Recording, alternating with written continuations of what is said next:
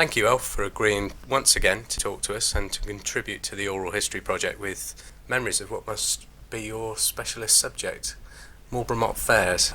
Can we begin with the question, how did you first become interested in the Mop Fairs?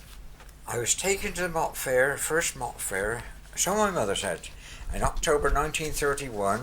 Can't actually remember going there, but Mum and Dad must have taken me. I was just 10 months old. The theory was they took me in the afternoon, where probably Dad took me on to a little kiddies ride, and took me down in the evening to look at the lights and listen to the sounds. You're still quite a youngster. There were still steam engines there in those days? There were still steam engines there, yeah, until after the war. The war I'm talking about is 1939 to 1945, right. or World War II. What appealed to you in particular, do you think, as a young lad? We're thinking back a long time when life is much simpler than it is now, shall we say, and go to anything like that was really brilliant. You waited the rest of the year for it to come round again, especially of the evening time when all the lights brought magic to the thing. It was a magical thing. You went into it was the same high street you'd walked down weeks before, but when some of the lights were on, it was magical, and all these different things, people shouting, people cheering, all sorts of things, sounds going on, smells of things, not hot dogs in them days, but the sweets and all other things that were being made. It was something special and impressed into me. I thought, oh, this is lovely. Can you tell us about any of the rides that you remember from your younger days? When I first started to notice one or two things was after World War II in 1944 to 1948. Remember in those days, kiddies didn't go out without their parents. Yeah. Not like now, you weren't wandering about, you just didn't go out without you were told to, because war ordered you there. But then you started thinking, what not that is, it didn't mean who it belonged to or anything, but you saw different machines there in the same place each year, and you was beginning to think, oh, that's interesting, there'd be a big wheel or a roundabout. What the roundabout was, it didn't matter, but it went round and there was lights on it, and things like that. That went on until October 1949, when of course I did national service, so I missed a couple then. Do you remember any other attractions, such as shows, for instance? There were always, as I can remember, when I'm thinking of now, mainly now after 1951, when I was really beginning to take notes of things, there was a row of stalls at the lower end of the high street towards St Peter's Church. But thinking then days before there were fire breaks anywhere around, they had these stalls. I can remember there would be somebody on the front juggling something, somebody standing there shouting something, somebody with a drum and cymbal. There'd be music blaring, not modern stuff like that. And you begin to sort of see people wandering around, going in there. They were enticing people to come inside to see the show. Some shows they were just there for people to wander in without any calling in. The man was sat there when you perhaps had all different freaks or something like that. You talked about the juggling. Was the juggling another way of calling people to the Exactly. show? It wasn't part of the show necessarily. No, that's right. It was just sort of thing, oh good. It was a visual thing to get people interested instead of just standing up there. We're not thinking of the days when you've got modern microphones and that as we have now, but people had to shout over them. This called them to it. Your eyes were sort of to that, and there would be somebody stood on there waving you to come on in. Yeah. And the shows that you mentioned, you said they were in a slightly different place. Were they up against the pavement in those days? No, because in those days the lorries and the caravans were up against the pavement, because in those days the clearway was above them about 2/3 of the way across towards the top side of the street. I'm talking top side is the highest side, and all the bottom side, as well as the big machines, you had the caravans and empty lorries were there, so only the big rides could go back as far as the pavements. And did you actually go into any of these shows? Oh yeah, that was a challenge, wasn't it? Some of them you felt after, when you come in, you think, oh yeah, like the two-headed sheep, you used to think afterwards, oh yeah, perhaps they stuck one of them on there, but there again, you didn't sort of create about it. It was just all part of the fun. It wasn't alive. It was just a sheep that they. Yeah, you would probably get a sheep that was alive. Yeah, that's right. You'd have a sheep sometimes with 5 legs, as they said. Whether it was one just hooked on there or something, you had no reason to sort of doubt the word there. But it was a fun fair, so you took it out there. It was fun, and people were there to enjoy the stuff. So it gave you a laugh. It did. You didn't go there thinking, see if there's anything wrong here, prick a fork with us. You just took it all at face value. And I've heard they sometimes have things in jars as well. Yeah, That was specimen perhaps- sort of yeah, thing, yeah. I was never taken to them there because I thought they could be, perhaps I was a bit, like I said, probably suspicious of some things, but you did take it all in as good part. It was an attraction. Yeah. Something rather than the rides and the stalls, it's something different now. And were the barkers or the callers on a level with you, or were they up No, above they were on a raised platform? up. Some of the stalls you went up 4 or 5 steps Yeah. onto a platform, then of course you had to go down the steps to get inside then. Yeah. But then they were above the crowd. If they were level with you, you probably walked by them. And as I say, some stores had a man outside with a big drum and a cymbal. He was playing to the whatever music was. Of course, he was up high. So that was there again. Yeah. It was attracting people. And was it a case of anybody just standing up and having a go and calling people in, or did they gain a talent for They were the showman. a bit of showmanship? They were showmen. Yeah, you have to do that. Yeah. Because anybody up there, especially local, they say they down you straight away. Yeah. And I've also heard that there was a snake show doing the rounds. Did that ever come to Marlborough? Did it? A lady with the snakes? Ladies with the snakes. Yeah, I can't actually remember going in there, but that is quite true. There was, and probably because I was a bit scary or something, maybe something like that. Scare of the ladies. Scared of the ladies, not the snakes. You were always suspicious of some things, and probably in them days you still went with your mother. Yeah. Although by then I was sort of 15ish and I'd left school, but Yeah. people sort of. It was a family thing. It was a wasn't family social thing, yeah. yeah. As long as my mother lived, more or less, I went with her because it was a thing you did. Yeah. Yeah.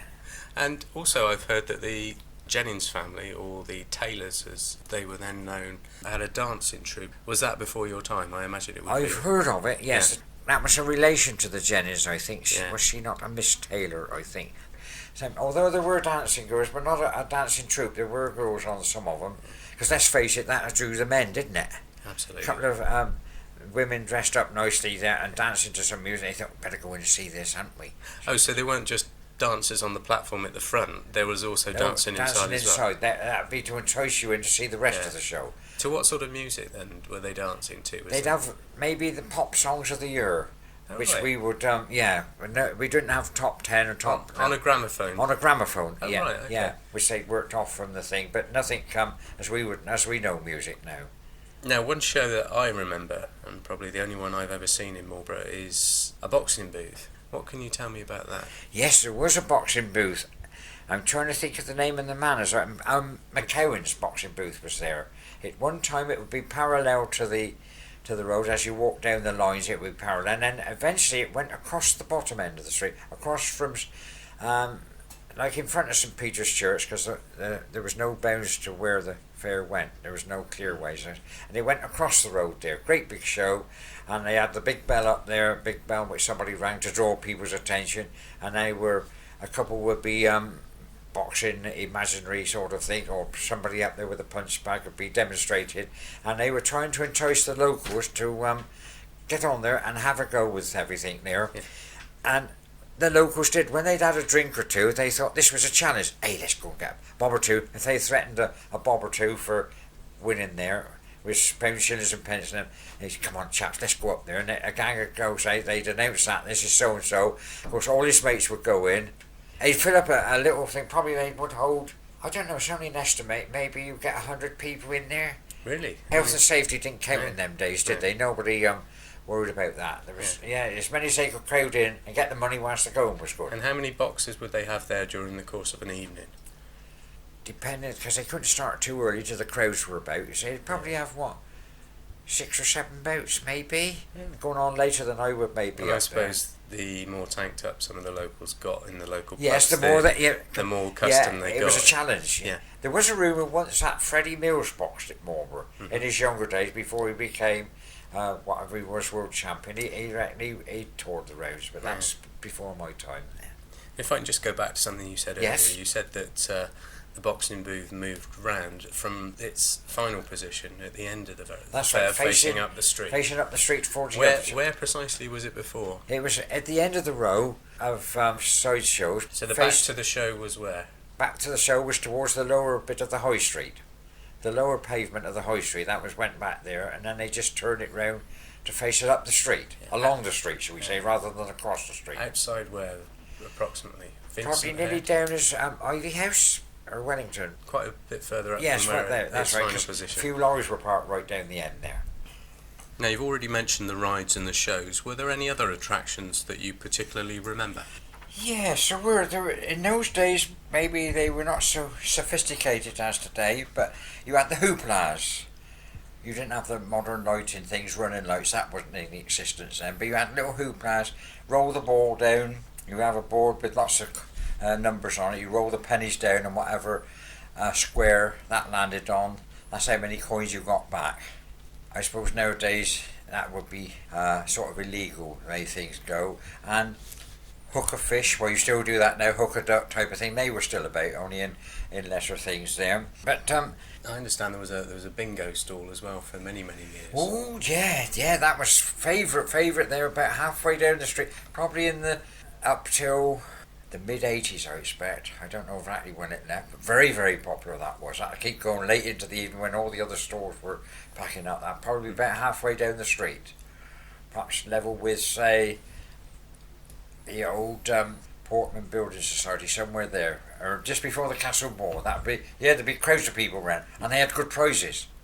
Not many prizes, of course, but they had good things you could see, and you would have that. They were very busy. They were very popular. They not only did you sit around there, they had spare cars so people could stand around and also take part in it. Anything else you remember? But on the stores, the stores, no, not a great deal, because most of them were repetitions. We also one that come here, I can't think what it was called. It had a little, you had to sell a certain number of tickets, they had to sell a certain number of tickets to people, and then they had like a little buzz bomb whizzing round and round with the lights going around, and when it stopped on a certain place, the person who had the ticket that corresponded with that had all the prizes, or the prize or the money, shall we say. That drew a lot of people. Took a long time for it to get enough people early in the evening, but once it did get going, it got quite popular. Once somebody could see somebody won something. And in many of our previous chats, I've heard you mention that there were cheap jacks as well. Yeah, there were. I can remember not what year it was, but probably after the war. See, things were just becoming plentiful again. There used to be somebody selling watches. Whether they were good quality or whether they were rejects, you didn't know, because but next morning when you'd gone and tried it, he'd gone and he'd probably another. Yeah, he'd disappeared. And they had a lot of spiel with it. We'll set you this one, and we'll add that to it, and then add that to it, and all that for so much. Pensions and pence and everything. And always drew a crowd because they had the spieling. They could really draw a crowd. They didn't just used to stand there and say, here, we'll have this, that, and that. They had probably one or two people in the crowd who would buy stuff from them, although they were their own mates, maybe. Would the showman tolerate them? I don't think they were over happy with it, but perhaps the renting of ground wasn't quite so firm in those days. He was a bit free. Once, say, tea time had come, the market would have been up the top end, that would go home, and there were vacant spaces, people just pulling it and take a chance. Perhaps if they saw anything, policemen being reported them, they'd just disappear, just go like that. So then they'd probably come back down the other end. As well as the stalls, there were games as well, and I understand there was a particular one called a striker, which is quite popular. Sometimes we get one now. I saw one not last year, the year before there. Not quite so popular maybe as it is, except with the young lads try their strength, don't they? And that's what it was then. You hit the harder you hit this, if you could hit this mallet on this thing, it'd ring the bell at the top. If one mate did it, they all had to try on it. Probably once it got going there. But they did have perhaps two or three of them up there, really ornate things they were. Also used to get was a bloke stood by a great big scale, set of scales, the old fashioned scales with a big dial, and he would guess your weight. Don't see those now. Probably you wouldn't be able to do that now, because he sort of come and get somebody say, right, we'll have a go at that now, and to get it, you've got to have, say, he'd perhaps feel your arms or feel you out and feel your leg or something to know whether you were thin, thick or thin. You're not allowed to touch now, probably, so that would cut yourself out. But he was usually pretty well with it, unless he had a dial at the back. We were being suspicious again, but he drew people, you see. And he didn't write it down, he shouted it out for the town to hear, did he? Yeah, that's right, he'd say, I'm going to say you're so-and-so. And they'd stand on there, and it would be not far. He was usually pretty good. But I can see a lot of women loving that, actually. Yeah.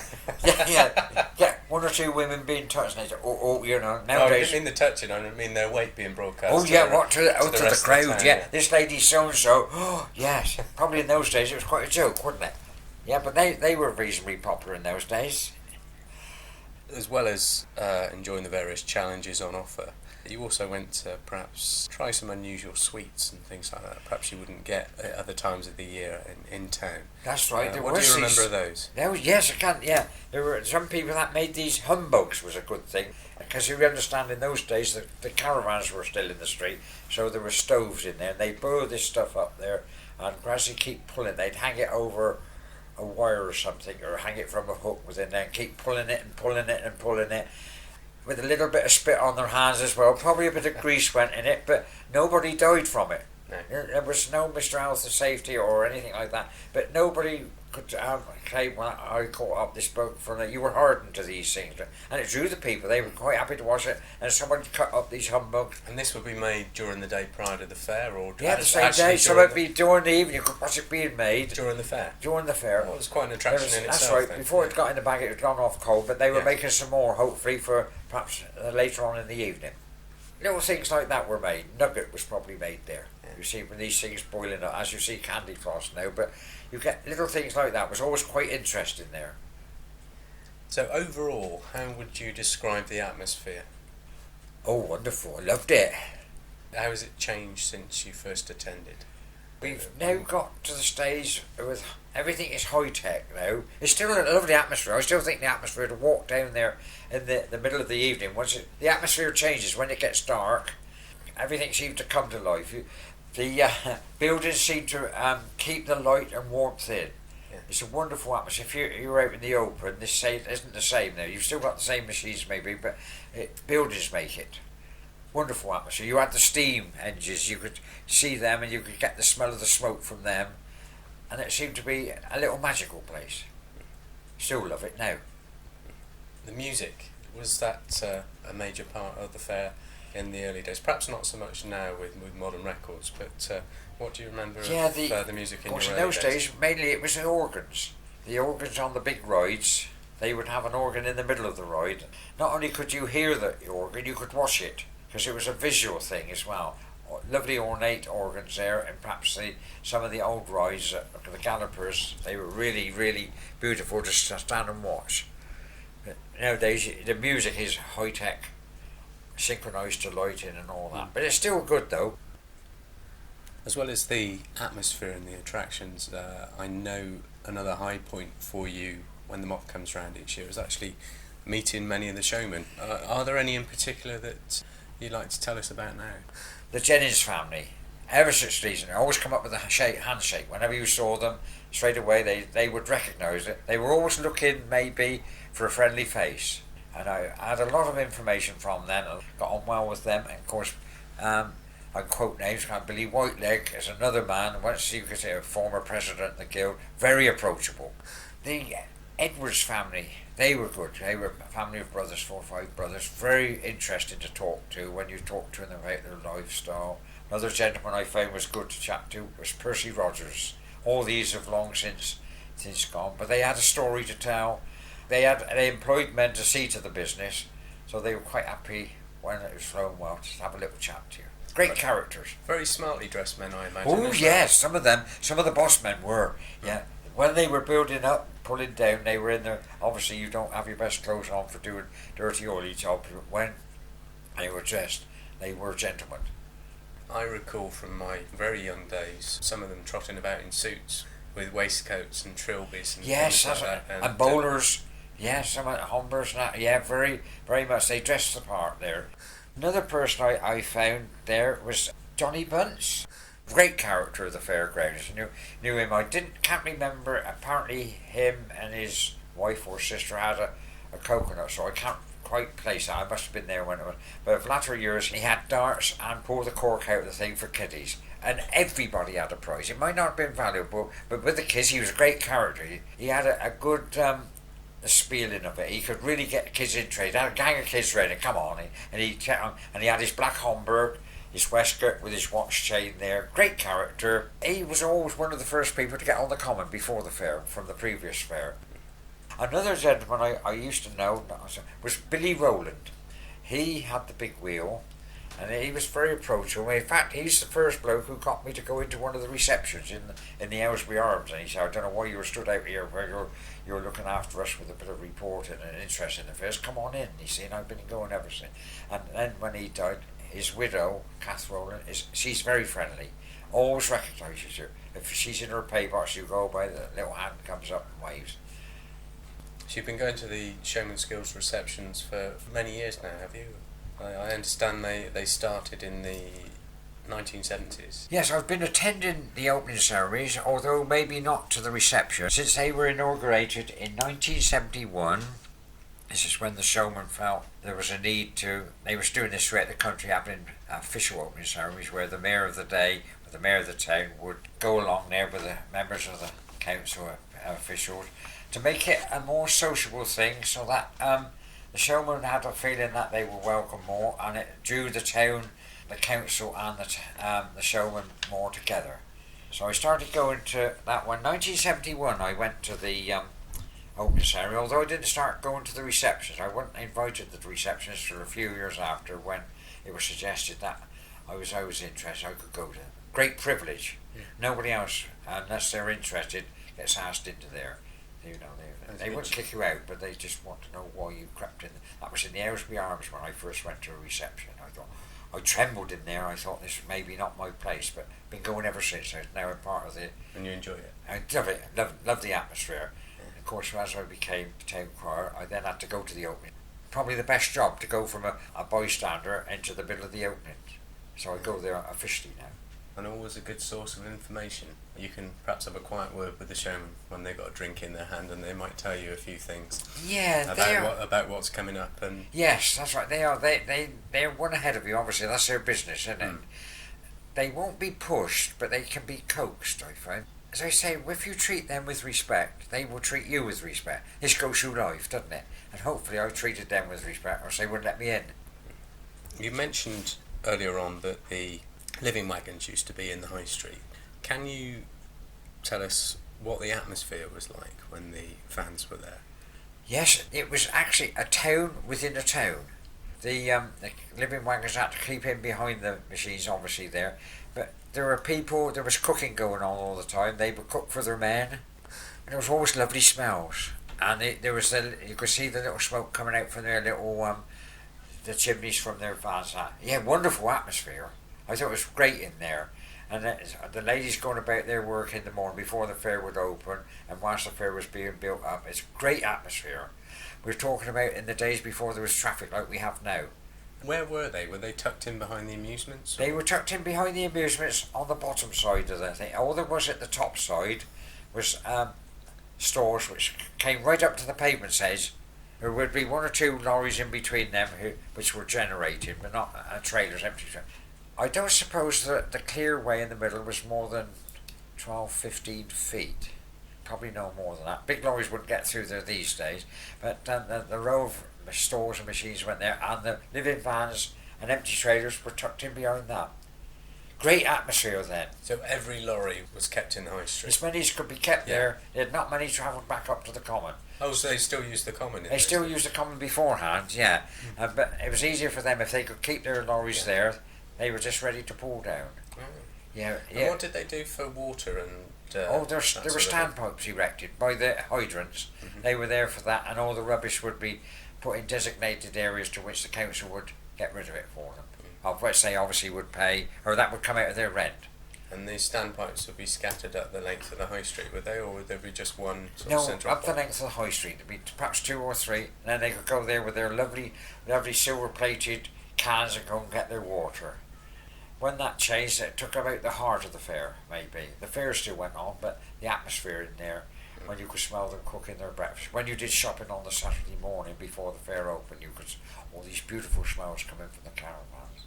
And the ladies were sociable to the townspeople, because they were in the middle of them, weren't they? It wasn't a case of them and us. You had to say, morning, everybody.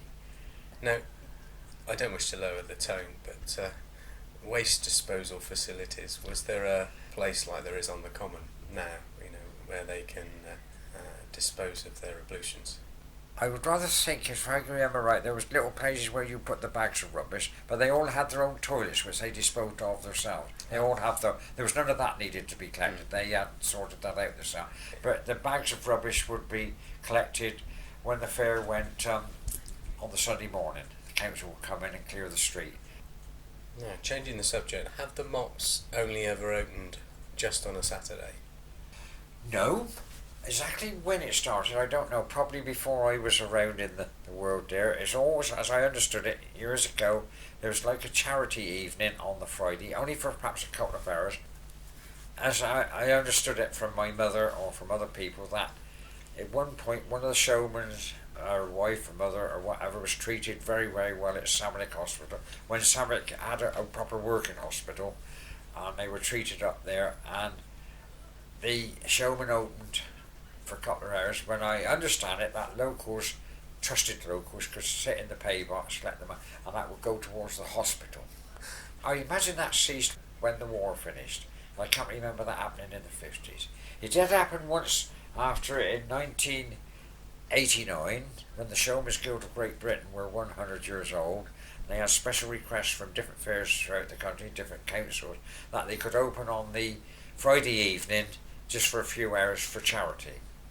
I happen to know that that particular fair was poorly attended. It hammered down with rain. It was not a success. It didn't pay them. Were the evenings in aid of Savnet Hospital prior to the war a success on a Friday evening? Did the people come along to them?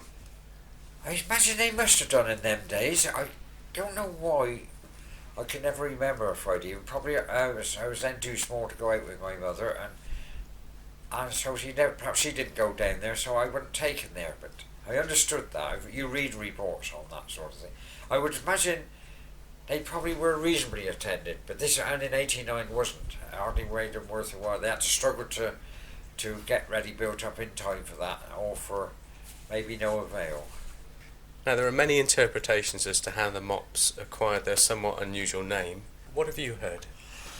I heard they were originally hiring fairs, long before my time, of course, and where at the end we were in a farming area, as one well knows, and the end of the harvesting, where farmers used to get rid of some of their staff and look for new ones, and vice versa, farm workers who used to look for fresh lodges or fresh employers. So there was like a mobile, shall we say, before the days of labour exchanges. They used to have this thing in there where the farmers would be about. People would have different things to notify that, and eventually that died out. In the modern world, this wouldn't ever happen now.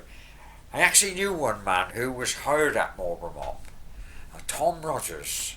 He's got relatives still about here now. He lived within sort of 50 yards of him years and years ago. I can remember reading his story how he was hired for just a few shillings, and he had to stand in the queue. He was only probably a boy of about 10 at the time, because no limits on what ages people worked then, and he was actually hired at Marlborough Mop. There is his story. I've got a cutting of that when it appeared in the Gazette Note. In 1956 he was 75 years old, so whatever year it was, probably in the 1890s he probably was hired. But great character. And you said he lived near you. Where was that? I lived at that time at number 24 Kingsbury Street, and he lived in number 1 Kingsbury Square. The bottom of my garden was only a few yards away from the bottom of his garden. A long time ago. And how does that all relate to the Mop's unusual name? Because it was alleged that in some place, if maidservants were looking for employers and were looking for maidservants, the maidservant would carry a mop to say, "I am a maidservant." Also, as I heard a story that his Cirencester was also at a mop fair. To start the fair off there, a servant used to hang out of one of the windows in the main street there in the marketplace and wave a mop. Because we're in this little area we're in now, it's the Midlands we say, there's mop fairs all around. Marlborough, Cirencester, Stratford have a mop fair, Ledbury, Warwick, Worcester, a load of them round there, all come around harvest time. You don't get them up north, you wouldn't get them right down in Devon, but just round this area, peculiar to that sort of thing. Ours is situated round Old Michaelmas Day, the 11th of October. I know the answer to this, but I'd like you to tell everyone what happens when Old Michaelmas Day falls on a Saturday. Well, as we recording this is in 2008, the 11th of October will be on a Saturday. Yeah. So therefore the fairs will have a gap between them. The first one will be on the 4th and the second one will be on the 18th, which will be the latest date that can come. So the middle Saturday will be empty, just an ordinary day. Cirencester have theirs takes place on the Monday before and the Monday after the 11th. But when the 11th comes on the Monday, they have 3 fairs. And it's strange, I always find that there is a noticeable difference in the weather and in the season change between the first mop and the second mop. Even though they're a week apart, that time of the year Yes. seems to mark a change in the meteorological calendar, really. And with it being 2 weeks apart this year, there'll be a distinct difference, won't there, between the weather? Yes, there will. The temperature at the Yes. first and the second. You take the 4th day of October. You can be in shirt sleeves. You won't be in the evening, I know, but you can be out in this. But by the 18th, you'll be having frost. And in the between time, probably the clock will change this year. So you were in town during the war years, were you? You were in Marlborough during Always, the war years, yeah, were every you? Marlborough all my life. Yes. Yeah. Can you remember the? You didn't leave Marlborough during the war for any No, reason? not for that. All the time I left it was when I did national service. But I was fortunate of the 2 years when there were fairs there, I was able to get home for 3 out of the 4 fairs, because most of that time I was stationed at Bulford, which was quite easy to, so I didn't miss many. So how did the mops change during the war years? All transport was changing, steam was gradually going out, and as I understand it there, the fairs were cancelled during the war because you had blackouts, so you couldn't have all these wonderful bright lights there. As the houses had blackouts, you couldn't have a streak of light there, no street lights. Cars had dimmed headlights, what few cars there were about. So there was nothing that could be seen from the sky.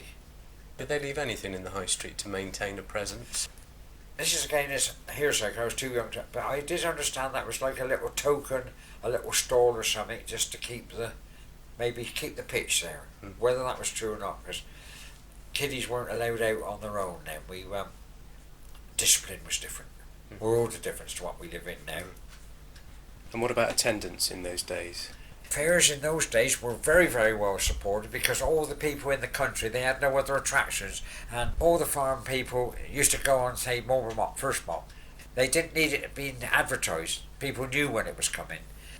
This, as you said just now about the weather can change there, in 1951, the Big Mop Fair didn't take place until the end of the month because there was one gigantic exercise taking place around in the area. It was called Exercise Surprise Packet. Big manoeuvres. I think it was quoted as 50,000 odd people, 50,000 troops around, and hundreds of lorries took part right in this area. Remember, we were on the edge of Salisbury Plain, lots of activities going on there, and I know Exercise Surprise Packet did take place because I'd just come out of the army and I was transferred to the Territorial Army, and I took part on Exercise Surprise Packet.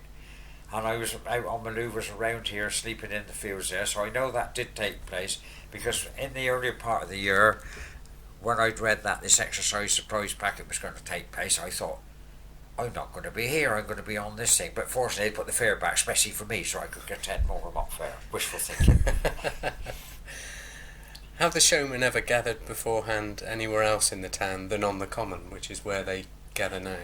The Common is now their traditional place, but I did hear or understand that they used to gather along Alcott Lane in Roebuck Meadow. That's a little space behind the Roebuck in itself, not actually in Alcott Lane. 1 or 2 loads would tuck in there and come up London Road. We're talking about in them days at 10:30 a.m. pull in. But also nowadays, where they do change, they still gather on the Common, but with modern transport and fast moving vehicles, some will come straight up from their yards. The Genesis sometimes will come straight up from Devizes, don't go on the Common at all. I have known the people from Swindon Way will come straight up and gather up there, just pull into a lay-by, perhaps Bay Bridges, and wait there till the appropriate time of pulling in.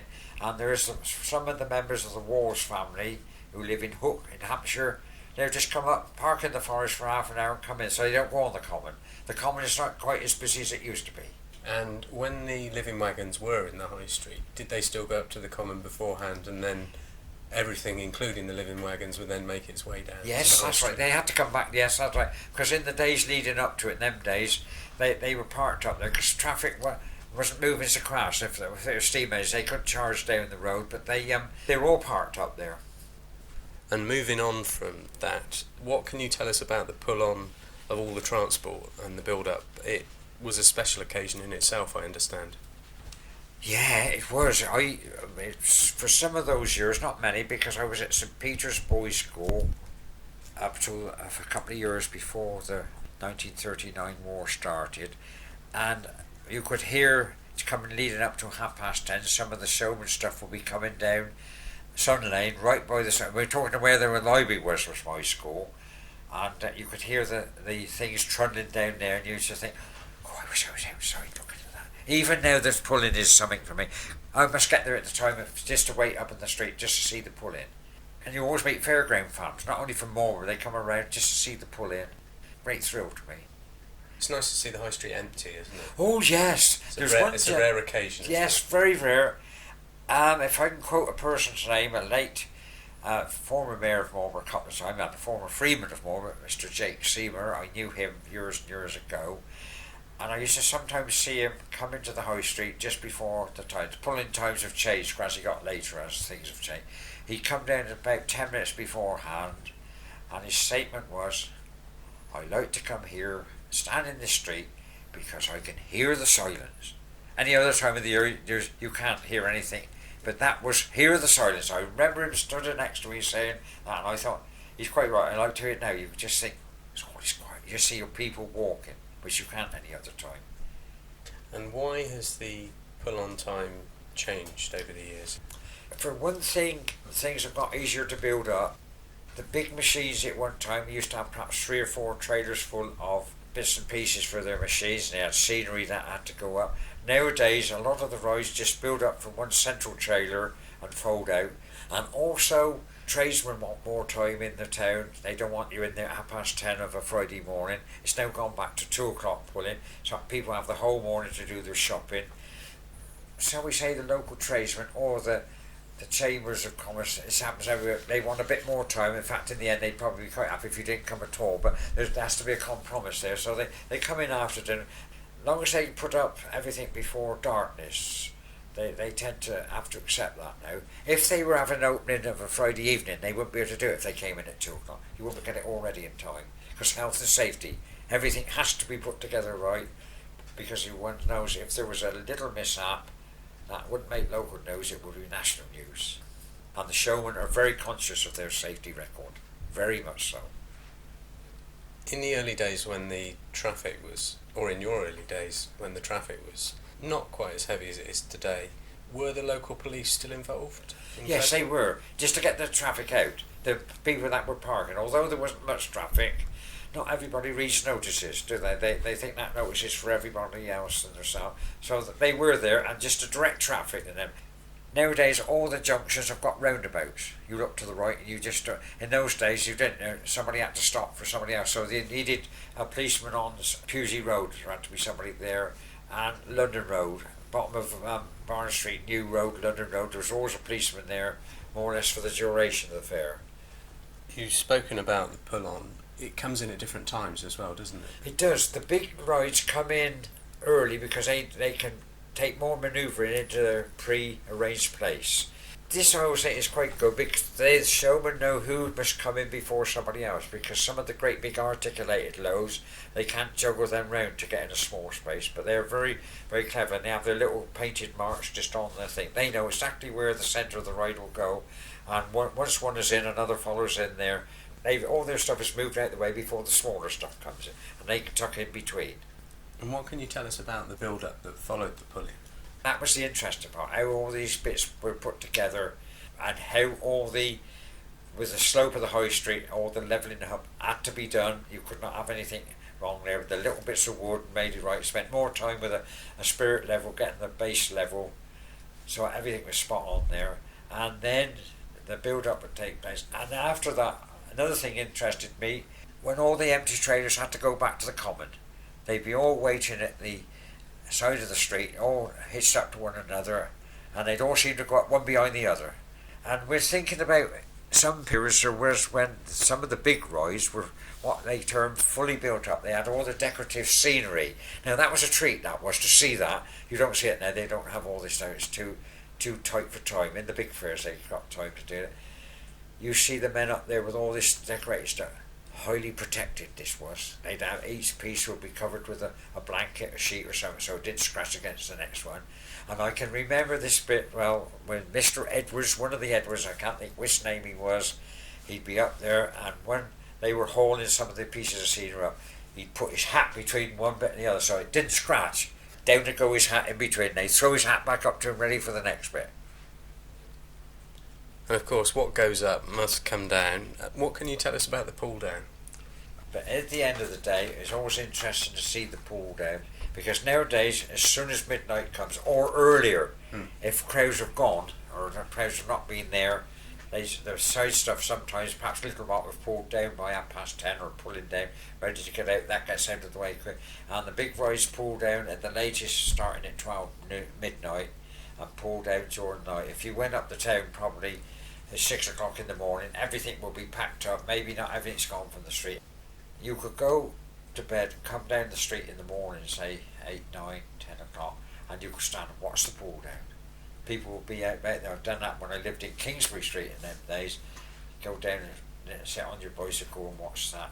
All the activity, hive of activity there, all the big rides there, just pulling down, loading up their trailers and disappearing. After which, the council would move in and sweep the whole street. And years ago, they would disinfect the street. I don't think this was necessarily because there might be menageries, but that was the only time the street was fully empty. That was a good chance to disinfect it. This doesn't happen nowadays. Probably, I don't know, are we cleaner people or what? But the street is swept every day, obviously, but don't ever see it disinfected.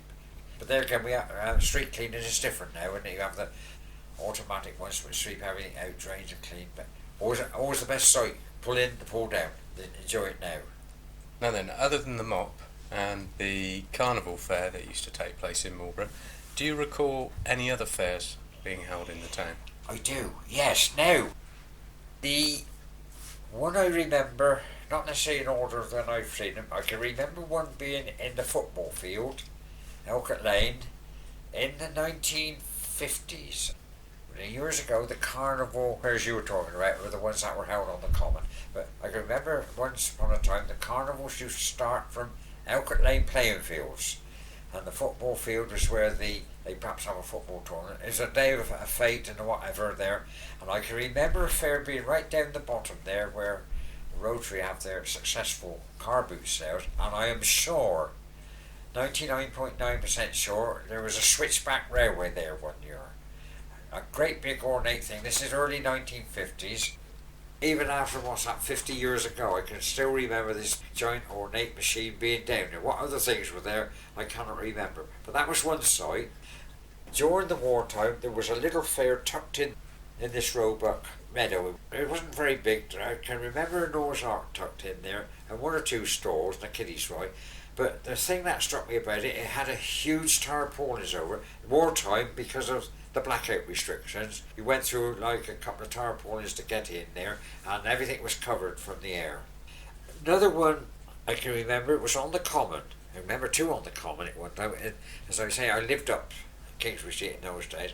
I can remember one, I imagine this was after the war, and there was, I don't know, but I'm taking it that this was Edwards's. For some reason or other, things cross your mind that was that because of the ornate decorative work, and they were on the little area in front of the swings, and they seemed to be there for about a week. And I remember going up there, the ride seemed to go on for hour and hour because not many people went up there, but then as things were coming back to normal after the war. What time of year would that have That been? would be summertime. And I can also remember one more on the left hand side of the common by the old Children's Convalescent Hospital and the old cemetery. And over there was a flat piece of ground because during the war the common was taken over by army people, and the left hand side had been laid in layers of stuff to make lorry parks. There's huge lorry parks on the left hand side, no grass area then, and there was this fair on there then. who it was who won. I imagine either had to be Jennings or thing. And that must have been July 1945. But there was a fair up there then. But other fairs I can't remember. In your lifetime, there's been a change of ownership from the Borough Council to the Western section of the Showman's Guild with the rights of the fair. How have things changed as a result, and was it run in a certain way when the Borough Council were responsible for the layout? At one time it was run by a local retailer, Mr. Toby here, before my time, until the town council bought the rights to it. From the Marquis of Aylesbury? From the Marquis of He was the agent for them. He did the letting on their behalf and give them the money for it. And then the council took it on, and the borough surveyor and his staff were responsible for taking the bookings. And in those days, the showman didn't always have a special place. Nowadays they have their preservation of rights. They have a rights to a bit of ground or an area of ground. And then it was in 1952 and 53, the Showman's Guild proposed and agreed eventually by the council that the Showman's Guild should run the fair and pay the fee to the town council. So eventually they took over the running of it, as they still run it now. You never see any arguments nowadays, do you? No. There was years ago, because it was a case of who was up there first had the best bit of ground, or the best site, shall we say. But now each showman has his bit of ground, he knows where he's going to go, and it's always sorted out beforehand. There are plans of the fair, that so-and-so will be there, so-and-so will be there, and if one is there at the build-up, you'll see some of the stewards going round with this enormous tape measure and making sure people are in the right place. As well as major changes to the rights in the fair, there have also been changes as a result of some serious blazes in the high street over the years. Yes, very much so, yes. In 1966, fortunately in the summertime, so it didn't affect the fair that year, there was a major blaze at the Poly Tea Rooms. How did that affect the fair? Obviously you get meetings between the police, the fire, the council, the showman to try and solve this. Suddenly they realised it could be a major disaster in the town, and that year all the living wagons and the lorries, when they were empty, had to go back up to the town. So there were lots of gaps. The fair still had only its one clearway. The top side, the stuff were up against the pavement, and the bottom side, but there was no living van, so you lost the town within the town. The next year they'd had some more meetings and decided that, in all fairness, they would move everything to the middle of the road so there was a clearway all round for fire engines and other emergency vehicles, as it is today. There was one interesting thing came up about that. At that time the police were heavily involved then, and there was one meeting when all these things were being thrashed out, and I got cuttings for that, and that the police said that they would not direct the traffic, sort yourself out there. The town council called the police's bluff. They still came and directed the traffic, and the fair went on as usual. There was a much bigger fire in 1975. This was a big furniture warehouse at the bottom side of the high street, about number 34. Unfortunately, this came between the fairs. We were talking about when the October the 11th was on a Saturday. The fairs would be 2 weeks apart, and this happened that year. The fire was on a Thursday night on the vacant weekend between the two fairs. If that had been when the fair would come in next day, that would not have happened, because the damping down took 48 hours afterwards. But this then caused major headaches. They had emergency meetings and the town council and all the powers that be again, and as well as the fire lane all the way round, they demanded from the showman they had fire breaks across the street, so big engines could come in between and get across if necessary. And the showmen also were very good on that, because as they said, they could move a stall in no time. Get all the showmen together, they'd just shift it and sort it out after. The big rise, they'd give space. The big mop did go ahead. A couple of people obviously lost their ground, but one of the big rise was missing then, one of the favourite big rise, because there was no room for it with the fire breaks. Which ride was that? Noah's Ark was missing. Edwards' Noah's Ark didn't come again. That was the site by where this was there. There was these gaps then. And that's been the same since, until there was one other fire, New Year's Day 1993, no fairs about at that time. Then they decided that the fire lanes at the top side of the high street would then be 15 feet, because the fire engines were getting bigger. They couldn't come in the bottom side maybe, but they could get in the top side, so they had 15 feet fire, which is still holding good now. They also then pushed the pulling into 1 o'clock in the afternoon. It's the first time it had gone past the morning. A few more years later, there was no more big fires, fingers crossed, but then they now come in at 2 o'clock. Whenever there is a fire in Marlborough High Street, however big or however small, a turntable ladder is sent from Swindon, whatever, and it can be sent back if it's not needed. So they take up a lot of room. And do you think the constant increase in the size of the fire lanes has stopped some of the more modern attractions from attending? I can remember Edwards's paratrooper. That was a bit too wide to get in between the two fire lanes, so they had to take a bit off the platform, put a little fence around it so people didn't fall over the end. They had to cut bits off. None of the big rides, huge rides, would get down the bottom end of the street. The top end of the street, there's tons of room, but then that's all taken up with side stores. To get the big ones that need a major rethink. And the fires really did pose a threat to the fairs. You know, their future was seriously in doubt. Very much in the balance, yes. If it hadn't have been for all these meetings, the police, of course, were quite happy to get rid of it. The fire were quite happy to get rid of it. The town council, we go back to the old town councillors, they were Marlborough people. Some of them actually lived on the street in those days. They didn't want to lose the fair. It was part and parcel of Marlborough, and their thing was, we will sort it out, the fair will stay. And the showmen were willing to do what was needed to keep the fair there. It was their livelihood. A street fair is something distinct from something in a field. All stops were pulled out to then go for the next year. And for that reason it would have made quite a difference, you think, if it had been moved up to the common? Yes, if it had gone up to the common, it would be hard to police and keep trouble away because there's no street lighting. You've got a huge open common, and in October there's lots of mud about. A couple of years and the showman wouldn't bother to come, there would be no fair.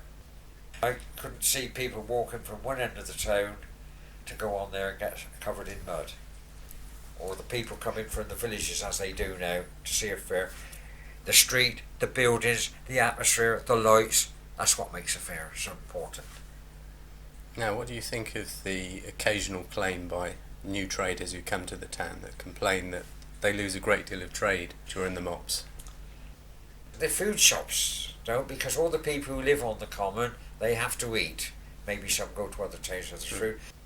I can't see as maybe some of the boutiques can make a lot of money because showman's people wouldn't necessarily be going to. But then on the Saturday afternoon, lots of people come into Marlborough and probably look round the town at the same time.